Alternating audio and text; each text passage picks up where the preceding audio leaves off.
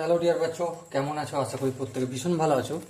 আজকে আমরা ত্রিকোণমিতির কোণ পরিমাপের ধারণা এই চ্যাপ্টারের অর্থাৎ কোষে দেখি 20 1 2 3 4 অঙ্ক আমি অলরেডি করে দিয়েছি। ঠিক আছে, যদি তোমরা দেখে না থেকে থাকো তো ডেফিনেটলি প্লে লিস্টে গিয়ে দেখতে পারো। ওকে, চলো শুরু করছি আজকে আমি 5 থেকে। দেখো 5-এর অঙ্কটা কি বলেছে সেটা আগে মন দিয়ে পড়বো, বুঝবো এবং তারপর অঙ্কটা আমরা করব। ওকে, অঙ্কটা প্রথমে পড়ি, কিন্তু পড়ার আগে সব থেকে প্রথমে তোমাকে একটু ধন্যবাদ দেবো, থ্যাংক ইউ দেবো, কারণ তুমি এই চ্যানেলটা সাবস্ক্রাইব করে নিয়েছো বলে। ওকে, চলো শুরু করছি। 5-এর দাগের অঙ্ক কি বলেছে দেখো, বলেছে যে একটি ত্রিভুজের একটি কোণের পরিমাপ 65 ডিগ্রি, বেশ। দ্বিতীয় কোণটির পরিমাপ π/12, বেশ। তৃতীয় কোণটির ষষ্ঠিক ও বৃত্তীয় মান হিসাব করে লিখি। বোঝা গেল? চলো আমি একটা ত্রিভুজ অঙ্কন করছি। ঠিক আছে, এই হচ্ছে আমাদের ত্রিভুজ। সাপোজ ধরে নিচ্ছি এটা হচ্ছে 65 ডিগ্রি এ কোণ, এটা হচ্ছে বি আর এটা সি। এই বি কোণটার পরিমাণ কত? বি কোণটার পরিমাণ হচ্ছে π/12, এটা। তাহলে আমাকে বলতে হবে সি কোণটার মান কত।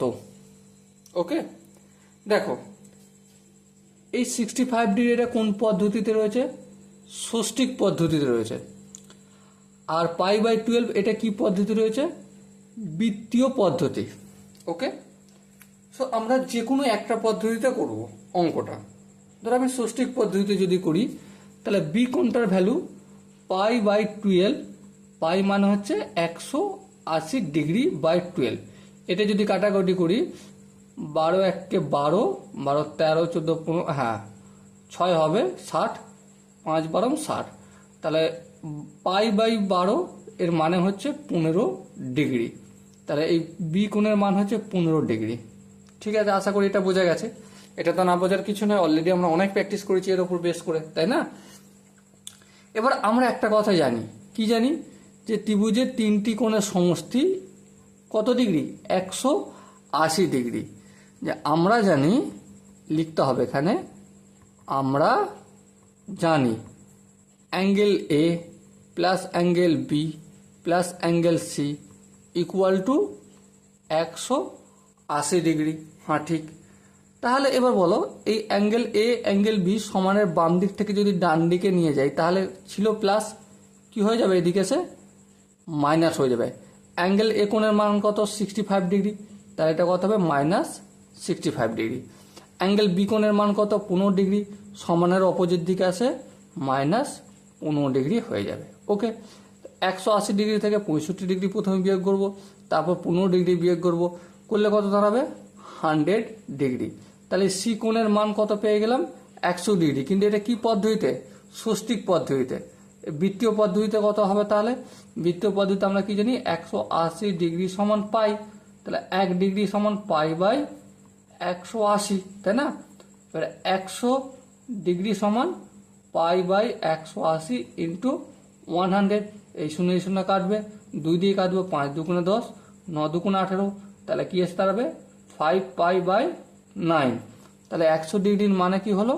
5π/9। এটা হলো বৃত্তীয় পদ্ধতিতে মান, আর এটা হলো ষষ্ঠিক পদ্ধতিতে মান নির্ণয়। সো ডিয়ার স্টুডেন্ট, আশা করি এই অঙ্কের আনসারটা তোমরা লিখতে পারবে। যে অতএব তৃতীয় কোণটির মান, তৃতীয় কোণটির মান ষষ্ঠিক পদ্ধতিতে কত? 100 ডিগ্রি এবং বৃত্তীয়